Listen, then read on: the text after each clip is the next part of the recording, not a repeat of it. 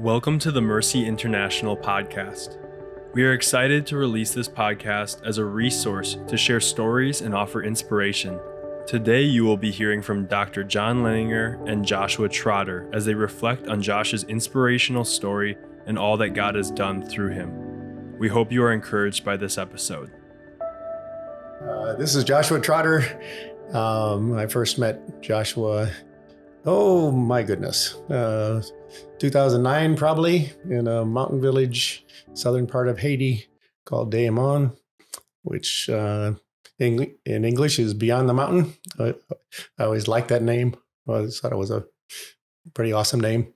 And I am John Leininger. I've been involved in Haiti for over 40 years and well over 100 teams to Haiti.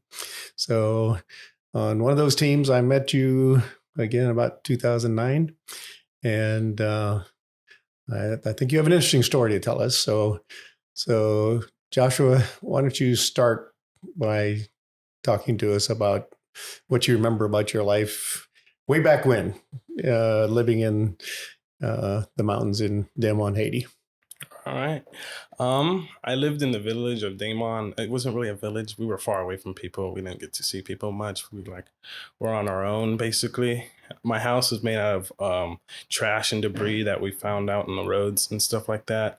It was a super small house, barely enough room to fit everybody in.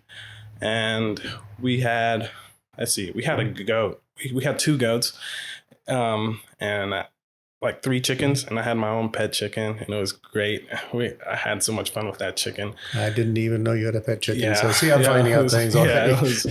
It was a rooster, and we bonded. It was like my best friend in the world. I was the firstborn of my entire family, so I'm the oldest out of, I don't know how many siblings now. I haven't been back in a long time, so I haven't seen what they look like. But I remember my sister and my little brother. I remember when my sister was born. She was born when I was 5. I remember coming back from school. It wasn't really a good education there. Coming back from school, walked into the house, and I heard my mom crying. And then my friend was with me, and I started crying because I didn't know what was happening. And then the next day, I realized I had a new baby sister, and it was a great experience. I had to do some really hard labor when I was younger. I had to do carry the water, go grab the water from the well, and bring it up to the family. And I had to climb the mango trees, pick the mangoes from the trees. We didn't have that much food back then. We had to steal for our food, and I was really smart back then. I knew how to steal without people noticing, and yeah. Oh. But now, how old are you now? I am 20 years old. No, I'm talking about in that time frame. That time frame? When you're stealing things and I was like 5. Carrying water. Around 5, which you wouldn't expect from 5-year-olds going around carrying water in their heads with their mom. And that does surprise me because I'm the standard 5-gallon water bucket weighs about 35 pounds. And at 5 years old, you're not too much bigger than that yourself. Yeah, I was always impressed with my mom balancing it on her head with the head wrap thing. I was like, whoa, I can't wait till I can do that. Me and my mom had a great relationship. We were like best pals and everything. My grandmother, she lived close by. I would walk to her house, and she gave me a slingshot once, and I killed my first bird with it, and we had that for dinner. It was great. My dad, he'd come home. He was not really good to my mom. He'd beat her. He'd also beat me also. He was very abusive to us, and he didn't really take care of us like a true dad would. So it was mostly my mom taking care of the entire family and that. So I didn't really have a good relationship with my dad, because if I didn't do stuff fast enough to his liking, he would make me go get a swish from the backyard and beat me with it. And yeah, wow, that was I'm sorry for that. That's just not good. Yeah, and certainly bad parenting for that matter. So because that made me not trust parents very much, because I feel like they'd be doing something, because that was what my environment was. Like, come home, and then my dad's home, and then he'd yell at my mom, beat her up, and then he'd come at me and start hitting me for no reason. I don't at all. So yeah, that was my relationship with my dad. Um, Wow. my mom finally got tired of it, of my dad beating us up, and she wanted a better life for me. So she found a neighbor that had a motorcycle, and then told her to take care of me. And so she took me on a motorcycle down the mountain, and that's when we met you guys on the road. And that's where I met my adopted dad now, because he was with you on that trip. So yes, we were driving in our Land Cruiser, as I remember, and your dad was in the right seat. I was driving, and you carry on from there. yeah. And then I think she pulled up in front of you guys, stopped you guys, waved you guys on. She's like, I can't take care of this kid. Can you guys do something about it? And of course, my dad and you guys had a loving heart, and there wasn't enough room in the Land Cruiser. So I sat on my adopted dad's lap that he adopted me from now. It was a great experience. I fell in love with him like first sight. My eyes were wide. I was like, whoa, never seen a white person before in my life. And then I was like, this guy seems loving and caring. And then we went. I might mention that was a 12-hour trip back to the village from Deamon at that point. The roads are a little better now, but in that time frame, it was a long trip, and you sat on his lap the whole time, as I remember it. I thought, yeah, time flew fast. I was like, because we got to the orphanage, and then I was like, oh, we're already here and stuff like that. I seen all these people. I've never seen that many people before, and I got dropped off, and my dad came in. I was like, I wanted to go with him because he was about to leave then. And I was like, oh, I'm going, I said it in Creole, I'm going with you. And he was like, no, you can't. No, you can't. But he fell in love with me. And then he said, I'll be back on Friday. And then, so when I was in the orphanage, I went around telling all the kids that I'll be leaving on Friday and stuff that. And it was like a couple years later that I actually left on Friday. But in the orphanage, I didn't like getting in trouble. So I stole food too, and if food fell on the floor, the kids were like, ew, I'd eat it because I was like starved. I was like one of the skinniest kids there and malnourished, and people took pity on me. And when the Americans came, they would actually feed me some food, give me like the best food and treat me well, and all the other kids got jealous about it. And when in Haiti, you didn't really care where you went to the bathroom. You just went where you are, because I only had a shirt. So I just went where I was, and I would go in my sleep, and I would grab the other kid's clothes, put it on myself, and then put my wet clothes on him and then roll him into my pee. So it looked like he did it, so I wouldn't get in trouble about that. And then I first, my adopted sister that's adopted with me, her name's Vaggie. I met her in the mountains when we were like friends in the mountains, and then I realized she was in the orphanage, but she was really sick at that time, and she was 9 years old, 32 pounds. Dang, yeah, she was sick. Let's see. Besides the malnutrition, she had TB, and we for sure didn't think she was going to live. When I first saw her overnight. But God intervened, and she is now in college in Indiana, right? Mm-hmm. Yep, in college in Indiana, and doing well. Almost finished too. But yeah, when at that time my dad came back. He's like, "Oh, we're all three gonna get adopted together," because he fell in love with us. And so Rachel, who was 16 at that point, was like our mother figure. She took care of us. When Vega was so sick that I couldn't eat her food, but I didn't care. I was so hungry, because if I ate her food, I'd probably get the sickness.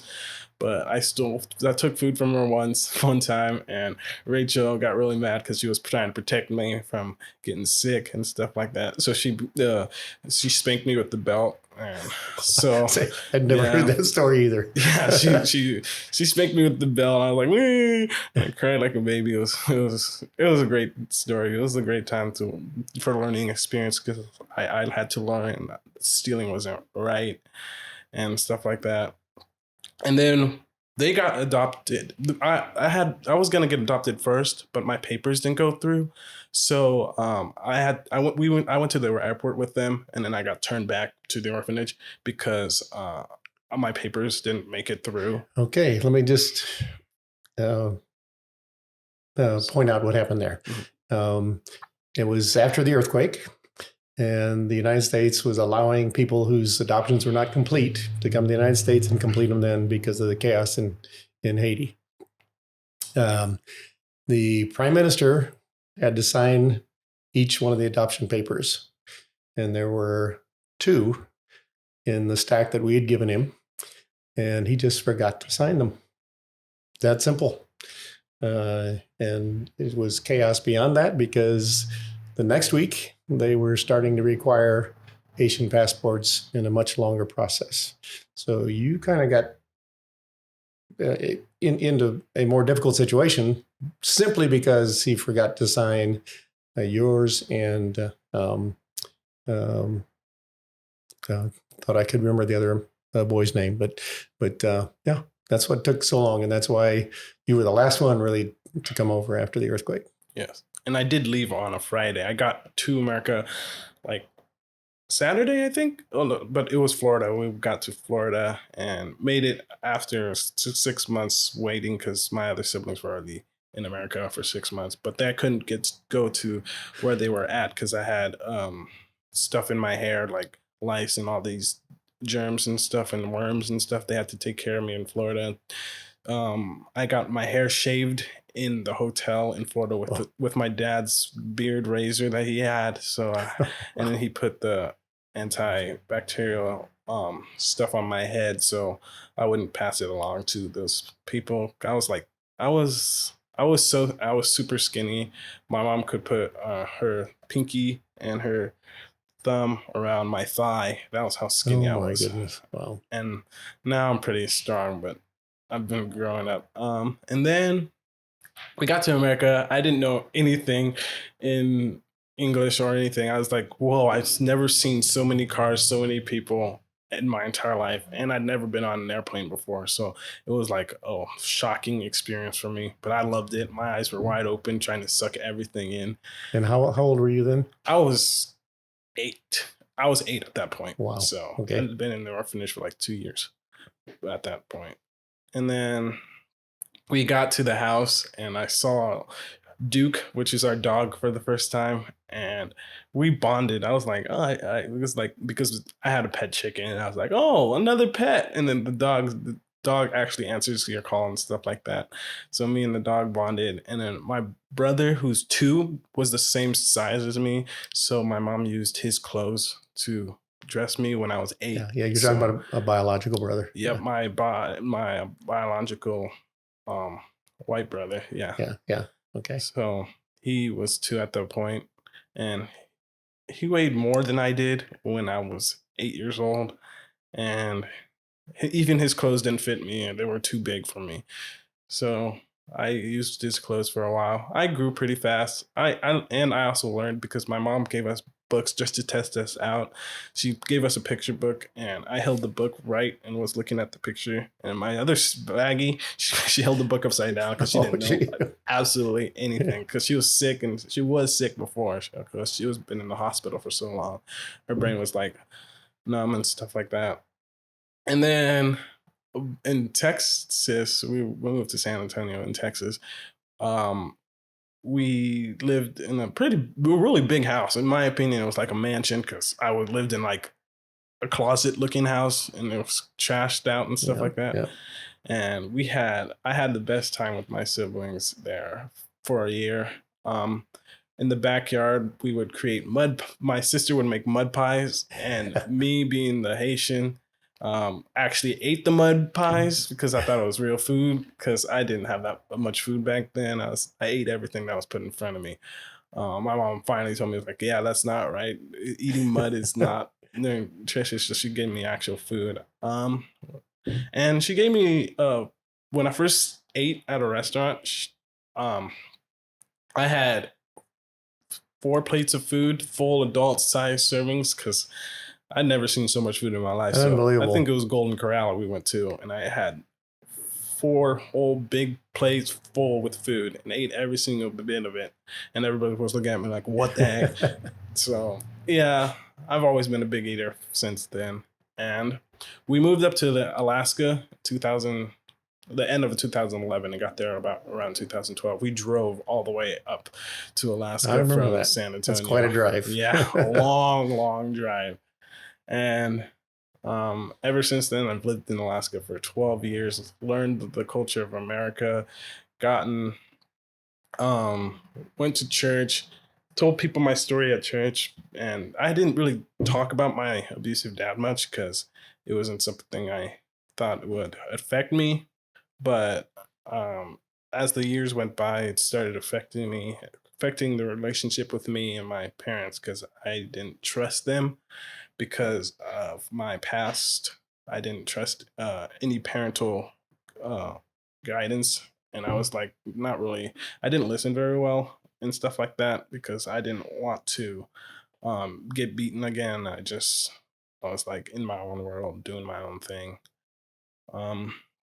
And one day we went to church. My pastor, his name's Pastor Kent. It was a prayer night thing, and I got touched so hard. I was crying really hard because I heard that there's a Father in heaven who loved me and who cared for me. Because back in Haiti, we did voodoo was our god. Voodoo is like the devil. We worship the devil because we had to shut every single curtain in the house, be tucked in all the way and cover our heads because if we have any body parts out, we'd get grabbed and taken down to hell. So it was more of a fear factor. And we had the voodoo dolls and stuff in our house. So to keep the spirits away. But when I learned that there was a Father in heaven who loved me and wants to take care of me and not one who wants to scare me and burn me. So I was like, I was caught into tears because I felt true love for the first time. I felt the Holy Spirit touching me. And ever since then, I've been growing in God. But I've had struggles of my father again, and I've never figured out how to forgive him until, like, let's see, 3 weeks ago. Well, I figured out how to forgive him. I was going through some stuff, so I wrote a poem about it, about me knocking on the door of Jesus's heart, trying to come in, so I wouldn't go through that stuff again. I can read the poem right now. I have it. I think that'd be great. And I wrote this poem in 5 minutes because I was like so into trauma, and I couldn't cry because I haven't been able to cry for like the past 12 years because I didn't know how to show emotion. I still don't. I'm still trying to figure that out. But I haven't cried for what my dad did to me. I haven't cried when I realized my dad died. I didn't cry or anything. I just felt numb. I just didn't know because he was such an abusive father to me. And so we received word about a month ago, wasn't it? Yeah, it was a month ago. That your dad had died in an accident. We don't, and that's still all I know. I don't know if it was a motorcycle accident or what type of accident it was, but found out that he'd actually died in Damon. So, yeah. When my mom took me to a restaurant with my pastor, Pastor Judah. He was my youth pastor, and told me that I couldn't eat. I just felt numb. I didn't know if I was feeling sad about it or happy or relieved. It was all these emotions because my dad was not the best figure in my life at all, especially at that young of an age. So I wrote a poem. It's called The Knock. It was me actually praying to God and seeing if he would let me into his heart, into his life full on so I can be with him and do what he wants me to do. So here I go. Hello, anyone there? Hear my cry of desperation. Hear my voice of reconciliation. Is anyone there to hear my cries? Does anyone care that I'm alive? Can someone help me? I feel like a mold all inside, like rotted flesh in the night. I knock and no one answers. I cry out to the void and hear no reply. I am alone in my mind. My soul aches. My heart burns. My lungs heave. I can't breathe. Let me in. I feel the burning deep pains. Something dark is chasing me. Please forgive me of my sin. Make me whole and new again. I want you to be in my life. I've been wandering far and wide to hear your voice on this night. Let me in, be my guide. I can't keep swimming against this tide. I carry a burning burden on my shoulders. I can't walk any farther. Father, help me, let me in. I need you now. Forgive me of my sins. So Wow. That's amazing. 5 minutes is all it took for that? Yeah, 5 minutes. That's what, yeah. Okay. Do you think of that as when you accepted the Lord, or what? Tell us about your spiritual walk. I think of that because when I opened the Bible, it went to, I took a picture of what it went to.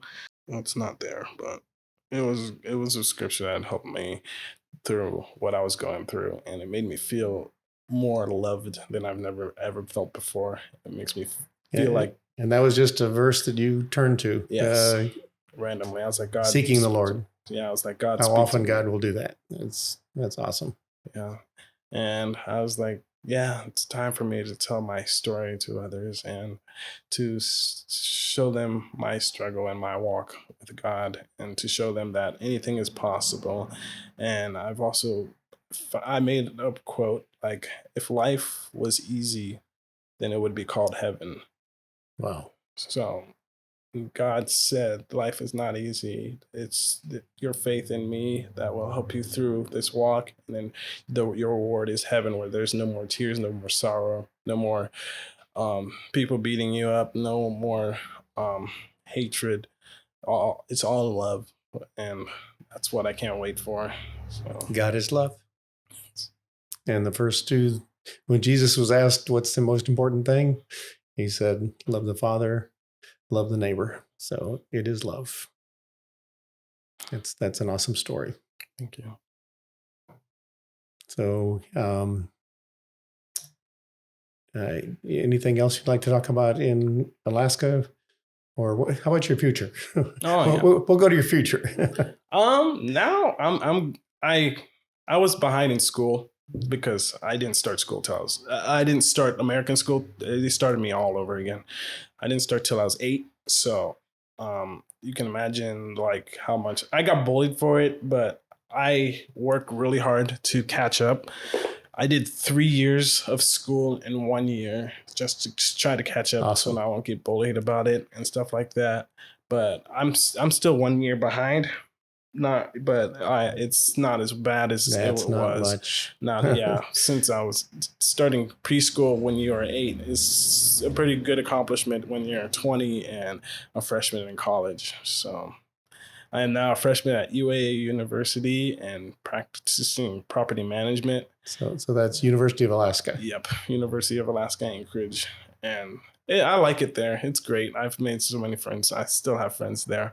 I have a best friend there who we talk about everything about my life, and he would talk about his life, and it's a great experience. And I hope to graduate there and then move here, get a small house, and then rent it off to people, and then go to back to Alaska in the summer and fish, commercial fishing during the. So you've done that two summers in a row already, right? 2 years. Get on a boat and go out in the deep blue for 2 months. Is that right? Yep, make lots of money while doing that. That sounds very hard work to me. It is.